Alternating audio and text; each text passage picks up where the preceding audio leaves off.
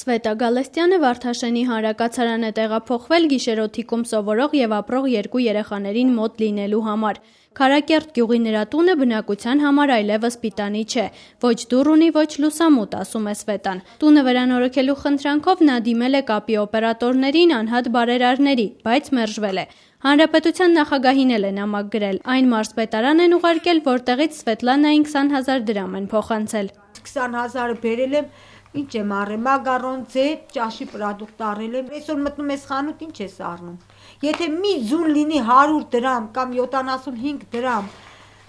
էլ որտե պահես երեխա։ 6 երեխաներից 2-ն արդեն չափահաս են և իրենց ընտանիքն ունեն։ Մյուսներին պահելու համար Սվետան 36,000 դրամ անապահովության նպաստ է ստանում։ 19,000 դրամ էլ պետությունը վճարում է պարբերական հիվանդություն և նյարդային խնդիրներ ունեցող 14-ամյա Կարենի համար։ Սվետան նշում է, որ այս գումարը չի բավականացնում, հատկապես վերջին թանկացումների ֆոնին։ 18,000 դրամ մինակ այդ խանութին հացի փող եմ պարտի, այսօր ուղարկել եմ հացը բերելու չի տվել։ Ճիշտ է,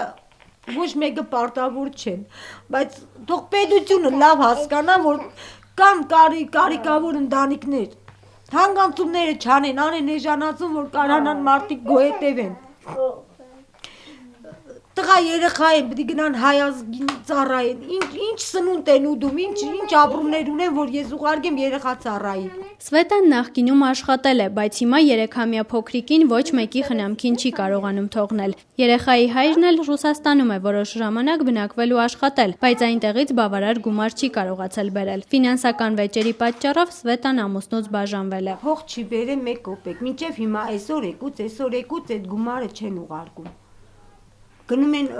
ուրիշ երկրներ աշխատելու, դեղել են քաշում։ Տղաներն այս նոր տարին գիշերօթիկում են անցկացնելու, այնտեղ արդեն տոնածառ են զարդարել։ Նրանք սկզբում չեն ցանկացել ձմեռ պապին նամակ գրել, ամաչել են, բայց երբ բոլորի նամակները հավաքել են, իրենք իրենցն էլ են տվել։ Այս տարի գրել եմ, որ մեր ընտանիքին հաջողություն,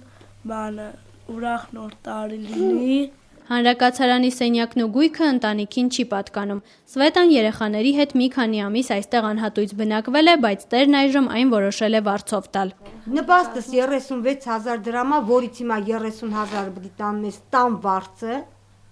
Չէ, պիտի երեխեքիս առնեմ, գնամ այս ձմեռնորդ նստեմ, որից է մի հրաբարագի, մի ծառի տակ գոնե լուսացնեմ։ Ես չեմ կարա, ի վիճակի չեմ։ Ամենաշատ ուզում եմ, որ տունը վերանորոգվի, ես գնամ կարողանամ այնտեղ ապրեմ։